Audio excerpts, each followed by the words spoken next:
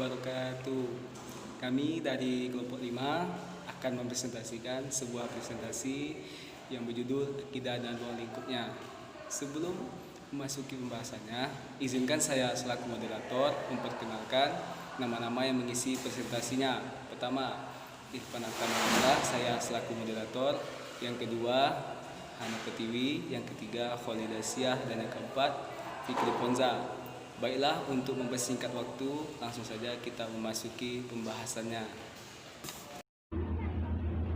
Assalamualaikum warahmatullahi wabarakatuh. Perkenalkan, nama saya Hana Pertiwi. Saya akan membacakan hasil diskusi kelompok 5 mengenai pengertian akidah dan ruang lingkup akidah. Pengertian akidah itu sendiri terbagi menjadi dua, yaitu secara etimologi dan secara termologi. Pengertian akidah secara etimologi yaitu ketetapan yang tidak ada keraguan pada orang yang mengambil keputusan.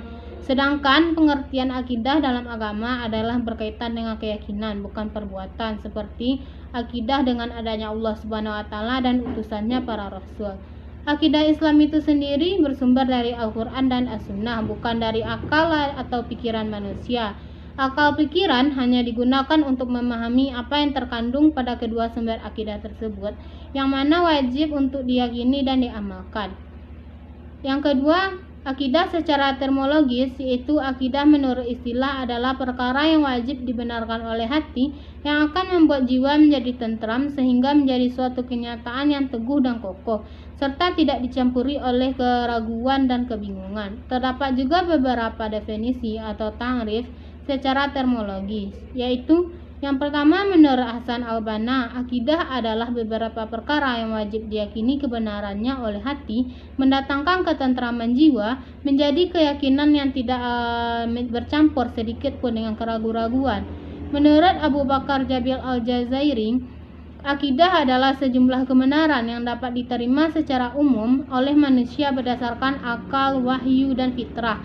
Kebenaran itu dipantrikan oleh manusia di dalam hati serta diyakini kesahihan dan kebenarannya secara pasti dan ditolak segala sesuatu yang bertentangan dengan kebenaran itu. Dalam akidah terdapat beberapa ruang lingkup akidah, yaitu yang pertama ilahiyah, yaitu pembahasan tentang segala sesuatu yang berhubungan dengan Allah, seperti wujud, nama-nama, dan sifat-sifat Allah Subhanahu wa taala. Yang kedua, nubuwah, yaitu pembahasan tentang segala sesuatu yang berhubungan dengan nabi dan rasul, termasuk pembahasan tentang kitab-kitab Allah, mukjizat, dan sebagainya.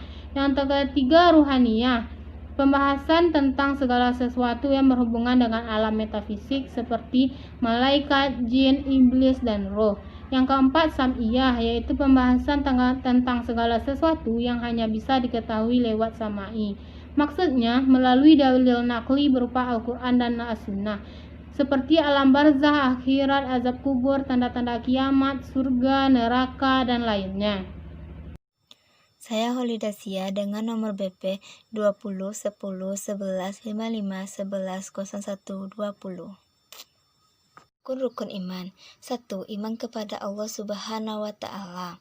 Iman kepada Allah menjadi urutan pertama dan poin terpenting dalam Islam. Allah Subhanahu wa taala Maha Besar. Dia pencipta semua yang ada di alam semesta ini. Dia pula yang menguasai segala isi alam semesta, akhirat, dan lainnya. Tidak ada Tuhan selain Allah. Hanya Allah yang Maha Esa, tidak ada duanya.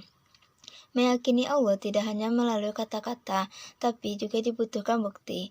Dari amal perbuatan, melaksanakan semua perintahnya dan menjauhi larangannya. Semua makhluk diwajibkan menyembah Allah, tidak hanya manusia semata, melainkan hewan, tumbuhan, jin, hingga malaikat. 2. Iman kepada malaikat. Allah dalam memberikan tugas untuk mengatur seluruh isi alam melalui malaikat-malaikatnya. Beriman dan meyakini malaikat sebagai utusan Allah menjadi rukun iman kedua. Para malaikat bertugas sebagai perantara Allah juga tertuang pada Al-Quran, surah An-Nahl ayat 2, yang berarti Allah menurunkan para malaikat untuk membawa wahyu dengan perintahnya kepada siapa yang Allah kehendaki di antara hamba-hambanya, yaitu, peringatkanlah olehmu sekalian bahwasannya tidak ada Tuhan yang berhak melainkan aku, maka hendaklah kamu bertakwa kepadaku. 3. Iman kepada kitab-kitab Allah. Allah menuliskan ajarannya melalui perantara wahyu yang diturunkan lewat malaikat. Wahyu tersebut tertuang pada kitab-kitab ajaran Islam.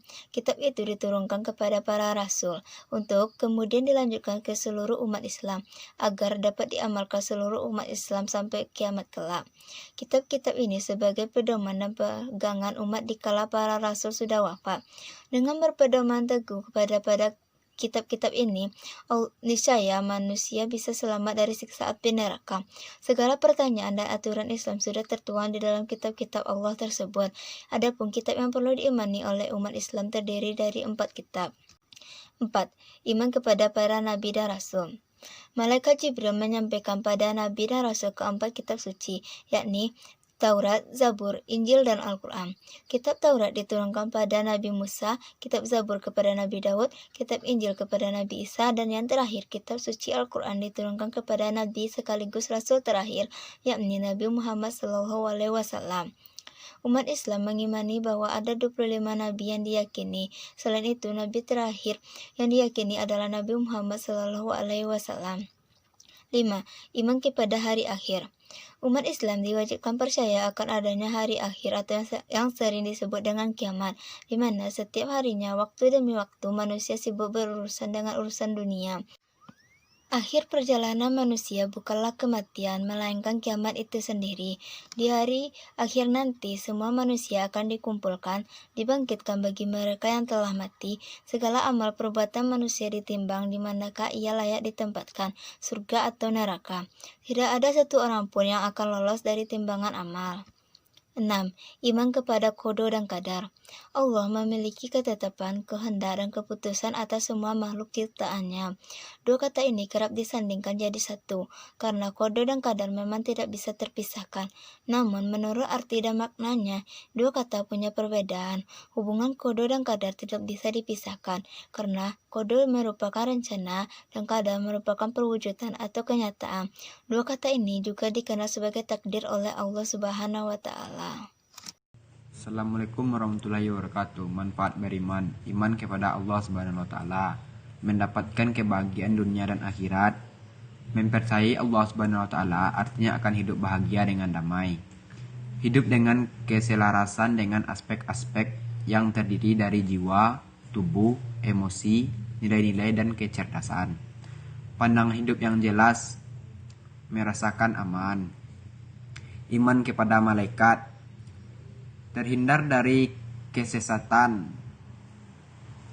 meningkatkan keimanan kepada Allah Subhanahu wa Ta'ala, menjadi jauh lebih berhati-hati dalam setiap tindakan, mendapat ampunan. Iman kepada kitab-kitab Allah Subhanahu wa Ta'ala, memperkuat keimanan kepada Allah Subhanahu wa Ta'ala. Al-Quran bisa menjawab hal yang tidak dapat dijawab oleh ilmu pengetahuan dan akal sehingga kehidupan tidak akan tersesat. Menambah ilmu pengetahuan karena Al-Quran selain berisi perintah dan larangan juga berisi pokok-pokok seluruh ilmu pengetahuan. Terjaga ketakwaannya kepada Allah dan menjauhi larangannya. Hidup jadi akan lebih tertata. Iman kepada Nabi dan Rasul, hidup menjadi lebih teratur dan lebih tenang karena meneladani segala sesuatu yang ada dalam diri pada Rasul. Terhindar dari berbagai macam dosa karena mereka yang beriman kepada Rasul tentu akan mengikuti ajaran para Rasul. Mendapatkan ampunan. Iman kepada hari akhir, memotivasi agar selalu meningkatkan amal ibadah, berhati-hati dalam berperilaku, meningkatkan seseorang muslim bahwa dunia hanya sebentar dan bahwasannya hari kiamat dan hisab mereka sudah dekat. Iman kepada qada dan qadar, menjadikan pribadi yang tenang dalam menghadapi masalah, menjadikan manusia memiliki rendah hati, tidak menjadikan manusia sombong, menjadi pribadi yang mudah syukur atas nikmat yang diperoleh. Membuat jiwa menjadi optimis karena takdir juga bisa menyesuaikan dengan usaha dan doa kita. Jadi, akidah Islam adalah prinsip utama dalam pemikiran Islami yang dapat membina setiap individu muslim sehingga memandang alam semesta dan kehidupan dengan kacamata tauhid dan melahirkan konotasi-konotasi valid baginya yang merefleksikan perspektif Islam mengenai berbagai dimensi kehidupan serta menumbuhkan perasaan-perasaan yang murni dalam dirinya. Atas dasar ini, akidah mencerminkan sebuah unsur kekuatan yang mampu menciptakan mukjizat dan merealisasikan kemenangan-kemenangan besar di zaman permulaan Islam. Akidah memiliki peranan yang besar dalam membina akhlak setiap individu muslim sesuai dengan prinsip-prinsip agama yang pahala dan siksa disesuaikan dengannya dan bukan hanya sekedar wejangan yang tidak menuntut tanggung jawab. Lain halnya dengan aliran-aliran pemikiran hasil rekayasa manusia biasa yang memusnahkan perasaan diawasi oleh Allah dalam setiap gerak dan rasa tanggung jawab di hadapannya. Dengan demikian, musnahlah tuntunan-tuntunan akhlak dari kehidupan manusia. Karena akhlak tanpa iman tidak akan pernah teraktualkan dalam kehidupan sehari-hari. Assalamualaikum warahmatullahi wabarakatuh.